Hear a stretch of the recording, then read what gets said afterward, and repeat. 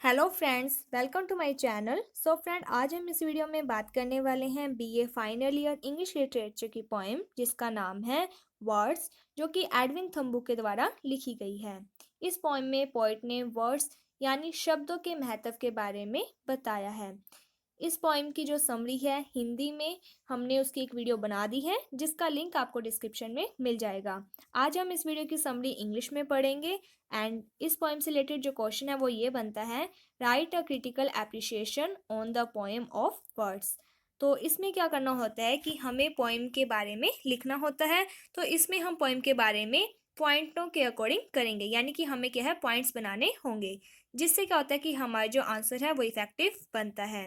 तो जो पहला पॉइंट है वो ये बनता है इंट्रोडक्शन। तो इंट्रोडक्शन में क्या लिखेंगे, the poem highlight the immense importance of word in our life. कि ये जो पोएम है इसमें बताया गया है शब्दों के महत्व के बारे में हमारे जीवन में, कि हमारे जीवन में शब्दों का क्या महत्व है। Words have tremendous impact on the listener. कि जो शब्द है उनका बहुत ज़्यादा प्रभाव पड़ता है लिसनर पर। The impact of word is depend on the understanding of the listener. And इसके साथ ही जो शब्दों का प्रभाव है वो निर्भर करता है सुनने वाले की समझ पर, यानी कि जिन व्यक्ति के आगे हम शब्दों का यूज़ कर रहे हैं वो पर्सन है जो वो किस तरीके से उन शब्दों को समझता है, उसके मीन्स को समझता है, ये उस पर डिपेंड करता है। So we should use words for other with great care. इसी कारण हमें शब्दों का यूज़ बहुत ज़्यादा केयरफुली करना चाहिए। The poet says that, poet कहते हैं, some time words can be dangerous. कि कभी कभी जो शब्द है वो खतरनाक साबित भी हो सकते हैं। स्पेशली, विशेषकर, दोज वर्ड्स, वो शब्द which you speak for other, जो तुम दूसरों के लिए बोलते हो। when they are not present before you, लेकिन वो पर्सन आपके सामने नहीं है। यानी कि जिन पर्सन के लिए आप वर्ड का यूज़ कर रहे हो वो पर्सन आपके सामने नहीं है, आप किसी दूसरे पर्सन के सामने उस पर्सन के बारे में बात कर रहे हो। सच words can B misrepresent through you have spoke this words in a simple manner. कि क्या होता है कि जो हमारे शब्द सुन रहा होता है वो उन शब्दों को क्या है गलत तरीके से रिप्रेजेंट यानी कि वापस उस पर्सन को बताता है। आपने तो सिंपल मैनर में उन शब्दों का यूज़ किया होगा, लेकिन जिन पर्सन के सामने आपने उन शब्दों का यूज़ किया है वो पर्सन क्या है गलत तरीके से आपके शब्दों को बताता है। However they are added by other। तो इस तरीके से क्या है कि जिनके सामने आपने शब्दों का यूज़ किया था वो आपके शब्द, आपका जो मैनर है बोलने का, उसे चेंज कर देते हैं and reach to the person by whom you have said in a change form. और उसके बाद आपके जो शब्द है वो उस पर्सन के पास पहुंच जाते हैं जिसके बारे में आपने बोला था, और एक चेंज फॉर्म में, यानी कि उसकी जो फॉर्म है वो चेंज कर दी जाती है। The simplicity of words turn into complicacy. यानी कि आपने तो एक साधारण वे में उन शब्दों का यूज़ किया होगा, लेकिन क्या होता है कि जो सामने वाला पर्सन है वो उन शब्दों को कॉम्प्लिकेट बना देता है। These words can create great problem in relation। इसी कारण क्या होता है कि जो रिलेशन है, जो रिश्ते हैं, उनमें काफ़ी ज़्यादा प्रॉब्लम्स होने लग जाती है। So word must be choose with care, otherwise they can be manipulated and can cause problem or hurt grievously, wound or scars someone for a long time। इसीलिए हमें शब्दों का चुनाव बहुत ज़्यादा केयरफुली करना चाहिए, अदरवाइज नहीं तो यानी कि वो जो शब्द है वो मैनिपुलेट हो जाएंगे, उन्हें चेंज कर दिया जाएगा, जिसके कारण क्या है कि वो जो शब्द है वो जो रिश्ते होते हैं उन्हें ख़राब कर सकते हैं, कुछ प्रॉब्लम्स क्रिएट कर सकते हैं, या फिर जो सामने वाला पर्सन है उसे हर्ट कर सकते हैं, वाउंड यानी कि उसे दुख पहुंचा सकते हैं काफ़ी लंबे समय के लिए। Words one spoken can not be erase. कि एक बार जो हमने शब्द बोल दिए हैं वो शब्द वापस नहीं लिए जा सकते हैं। The impact of words on different person various. और जो शब्दों का प्रभाव है वो अलग अलग लोगों पर अलग अलग पड़ता है, as it depend on their understanding and manner they conceive. ये उनकी जो अंडरस्टैंडिंग होती है, उनकी जो समझ होती है उन शब्दों को लेकर उस पर डिपेंड करता है। यानी कि आप एक ही बात दो अलग अलग लोगों के सामने कहते हो तो दोनों ही अलग अलग जो व्यक्ति हैं उनके सामने आपकी जो बात का मीनिंग है वो डिफरेंट होगा। इसके बाद आगे है, words can B deceptive, mislead other and corrupt और इंजरीज अदर व्हेन एडिक्ट। जब हम शब्दों के रूप को, उसके मैनर को चेंज कर देते हैं तो इससे क्या होता है कि मिसलीड यानी कि जिनके लिए हम शब्द यूज़ करते हैं वो क्या है, गलत तरीके से सामने आते हैं। इसी से क्या है कि उन शब्दों का जो प्रभाव है वो गलत पड़ता है और इससे क्या होता है कि जो हमारे रिश्ते होते हैं वो खराब हो जाते हैं। इसके बाद सेकंड पॉइंट है, words have power to reveal the state of one's mind. कि जो शब्द हैं उनमें बहुत ज़्यादा क्या है, पावर होती है कि हम किसी व्यक्ति के माइंड में क्या बात चल रही है या उसका माइंड में क्या है उसको रिवील कर देते हैं। यानी कि वर्ड्स हैं जो वो दिखा देते हैं कि एक पर्सन के दिमाग में क्या चल रहा है। The poet says that, poet कहते हैं words have power to reveal the state of one's mind. कि जो शब्द हैं उनमें बहुत ज़्यादा ताकत होती है, पावर होती है कि वो एक व्यक्ति के माइंड को रिवील कर सकते हैं। So word should be convey through proper tone and gesture. इसीलिए हमें शब्दों का जो यूज़ है वो एक प्रॉपर टोन में करना चाहिए। यानी कि जो हम वर्ड्स का यूज़ कर रहे हैं तो हमारा जो बोलने की यानी कि शैली कह सकते हैं या तरीका है वो अच्छा होना चाहिए। If you have express your anger with angry words it may hurt और डिसप्लेस अदर। अगर आपको गुस्सा है और आप गुस्से में गलत शब्दों का यूज़ कर देते हो तो इससे क्या होता है कि जो सुनने वाला व्यक्ति होता है, सामने वाला पर्सन, वो हर्ट हो सकता है या फिर डिसप्लीस्ड यानी कि नाखुश हो सकता है। Angry words can B hurtful. जो गुस्से में कहे गए शब्द होते हैं वो दुखदायक होते हैं। He may evaluate you according to your behaviour and words you spoke. तो क्या होता है कि जो सुनने वाला व्यक्ति होता है वो आपके शब्दों के अकॉर्डिंग आपका जो बिहेवियर है उसे जज कर देता है कि आप किस तरीके के हो।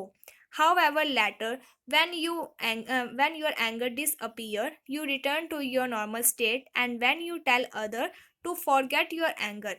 और क्या होता है कि जब आप गुस्से में होते हो तब आप क्या है कि गुस्से वाले शब्द बोल देते हो। लेकिन जैसे ही आपका गुस्सा शांत होता है और आप अपनी नॉर्मल स्टेट में आ जाते हो और जिसके सामने आपने अपना गुस्सा निकाला था उस व्यक्ति को आप कहते हो कि भूल जाओ मैंने तुम्हें क्या कहा है। तो इससे क्या होता है, that the friendship is not affected by the angry words. और आप ये बात कहते हो कि मेरे ये जो गुस्से वाले शब्द हैं इससे हमारी जो फ्रेंडशिप है वो अफेक्टेड नहीं होनी चाहिए। यानी कि when you are polite, considerate and honesty adopting your natural way of talking. यानी कि जब आप गुस्से में होते हो उसके बाद आप अपनी नॉर्मल स्टेट में आ जाते हो, आप पोलाइटली बात करते हो, होनेस्टली बात करते हो और अपना जो नेचुरल वे है बोलने का उसमें आ जाते हो। It is difficult for the other to believe on you. तो इससे क्या होता है कि जब आप इतना पोलाइट हो जाते हो तो जो सामने वाला पर्सन है उसके लिए ये बात डिफ़िकल्ट हो जाती है कि वो आप पर बिलीव करे। As you have deform your image by your angry words. क्योंकि आपने अपनी जो इमेज थी, जो आपका यानी कि पहले जो व्यक्ति आपके बारे में सोचता था वो आप चेंज कर देते हो अपने गुस्से में कहे गए शब्दों के द्वारा। You may be regarded a cunning और अ पर्सन ऑफ अफेक्शन। तो इससे क्या होता है कि आप इस तरीके की आपकी इमेज बन जाती है कि आप एक चालाक हो या फिर आप अफेक्शन चाहते हो। दैट मीन्स कि जब आपको गुस्सा था आपने गुस्से में वर्ड्स कह दिए, इसके बाद जैसे आपका गुस्सा शांत होता है तो आप पोलाइट हो जाते हो। तो इससे क्या होता है कि जो सामने वाला पर्सन है वो ये सोचता है कि शायद आप चालाक हो और अपनी फ्रेंडशिप यानी कि किसी काम के लिए आपने रखी हुई है और इसे तोड़ना नहीं चाहते हो। Here the point means to say that. तो यहाँ पर जो पॉइंट है वो कहना चाहते हैं वर्ड्स पुट ग्रेट इफेक्ट अपन अदर्स। तो जो शब्द है उनका दूसरों के ऊपर बहुत ज़्यादा प्रभाव पड़ता है। Words one spoken never be taken back. कि जो शब्द हमने एक बार बोल दिए हैं वो कभी भी वापस नहीं आते हैं। So we should always be careful while speaking words. इसीलिए हमें हमेशा केयरफुल होना चाहिए जब हम वर्ड्स का यूज़ करते हैं। यानी कि हमें बोलने से पहले सोचना चाहिए कि हम क्या बोल रहे हैं। नेक्स्ट पॉइंट है नेचर ऑफ वर्ड्स। कि जो शब्द हैं उनकी प्रकृति कैसी है। The poet discuss the nature of words. तो जो पोइट है उन्होंने इस पोइम में जो वर्ड्स का नेचर है उसको डिस्कस किया है। ही सेज दैट, वो कहते हैं वर्ड्स आर सिंपली वर्ड्स। कि जो शब्द है वो तो नॉर्मल शब्द ही हैं। They are neither valid nor merciful nor good और बैड इन दैमसेल्फ। कि जो शब्द होते हैं अपने आप में अच्छे बुरे नहीं होते हैं। दे आर गुड और bad only when they are used with tone and in a dialogue form. तो ये कब बैड या फिर गुड बनते हैं, जब हम इसके साथ एक टोन का यूज़ करते हैं, यानी कि जब हमारा जो बिहेवियर है वो गुस्से वाला है और जब हम उन शब्दों का यूज़ गुस्से में करते हैं तब वो जो वर्ड्स हैं वो बैड लगते हैं। लेकिन अगर हमारा नेचर अच्छा है, हम पोलाइटली बात कर रहे हैं, तब वही जो शब्द है वो हमें अच्छे लगने लग जाते हैं। यानी कि जो वर्ड्स हैं उसमें क्या है कि जो टोन है वो बहुत ज़्यादा इंपॉर्टेंट रखती है। तो वर्ड्स यानी कि शब्द तो नॉर्मल शब्द ही हैं, लेकिन हमारा बोलने का तरीका क्या है ये इंपॉर्टेंट है। When words are spoken collectively in a meaningful and dialogue form, they have their importance। यानी कि अगर हम शब्दों का यूज़ नहीं करते हैं मीनिंगफुली तब उनका कोई भी महत्व नहीं है। लेकिन अगर हम शब्दों का यूज़ करते हैं मीनिंगफुल अच्छे तरीके से एक डायलॉग फॉर्म में, तब क्या है कि ये जो शब्द हैं इनका बहुत ज़्यादा महत्व बन जाता है। They are nothing till they are not used. शब्दों का तब तक कोई महत्व नहीं है जब तक कि हम उसका यूज नहीं करते हैं विद गस्टर एंड मूड या गस्टर के साथ। Words show their importance when they are used to laugh और make angry, otherwise words are not personality. कि अगर हम वर्ड्स का यूज़ करते हैं किसी पर्सन को खुश करने के लिए या फिर किसी गुस्से वगैरह के लिए, तब उनका महत्व होता है, अदरवाइज वर्ड्स की कोई भी अपनी पर्सनैलिटी नहीं है। अगला पॉइंट है words in themselves are not corrupt. कि जो शब्द है वो अपने आप में करप्ट नहीं होते हैं। The poet says that, poet कहते हैं words in themselves are not corrupt और ऑफेंसिव। कि जो वर्ड्स है वो अपने आप में करप्ट या फिर ऑफेंसिव नहीं होते हैं। It is the context that make them so. ये तो हमारा बोलने का तरीका है, कॉन्टेक्स्ट है जो इन्हें ऑफेंसिव बना देता है। So they are nothing unless communicated in the form of dialogue along with gesture and mood। कि जो वर्ड्स है वो क्या है कि कम्युनिकेट करते हैं, जोड़ते हैं, जब हम इनका यूज़ करते हैं डायलॉग फॉर्म में मूड और गस्चर के साथ। अगला पॉइंट है words a part of poem. कि जो शब्द है वो पोइम का भी एक पार्ट है। फॉर पोइट्स यानी कि कवियों के लिए words are a part of the poem for expression of feeling and it depend on them how they use them। कि जो पोइट हैं उनके लिए जो वर्ड्स हैं वो बहुत ज़्यादा इम्पोर्टेंट होते हैं, क्योंकि इन्हीं वर्ड्स के माध्यम से वो अपनी फीलिंग को एक्सप्रेस करते हैं। और ये उन पर डिपेंड करता है, यानी कि ये कवि पर डिपेंड करता है कि वो वर्ड्स का यूज़ किस तरीके से कर रहे हैं। Words are innocent if they are silent. कि जो शब्द है वो इनोसेंट होते हैं अगर वो साइलेंट है, यानी कि अगर हम उन्हें अच्छे तरीके से यूज़ कर रहे हैं तब जो वर्ड्स हैं वो इनोसेंट होते हैं। And they are use to express, और जो वर्ड है उनका यूज़ किया जाता है to express different mood in dialogue, they become active. और ये एक्टिव कब होते हैं, जब हम इनका यूज़ करते हैं अलग अलग मूड को दिखाने के लिए। इन द एंड, और अंत में वी कैन से दैट, हम कह सकते हैं we should use word for other with great care. कि हमें शब्दों का यूज़ दूसरों के लिए एक ग्रेट केयर यानी कि बहुत ज़्यादा केयरफुली करना चाहिए। If we use word for someone behind him they may be dangerous. अगर हम शब्दों का यूज़ करते हैं किसी दूसरे पर्सन के लिए उसके पीछे, तो वो डेंजरस यानी कि खतरनाक साबित हो सकते हैं। सो होपफुली आपको ये जो पोइम है वो समझ में आ गई होगी। अगर आपको कोई भी डाउट है तो आप हमें कमेंट सेक्शन में बता सकते हैं, आपका डाउट दूर कर दिया जाएगा। अगर आपको ये वीडियो अच्छी लगी है तो like my video, subscribe my channel. Thank you friends for watching my video. Thank you.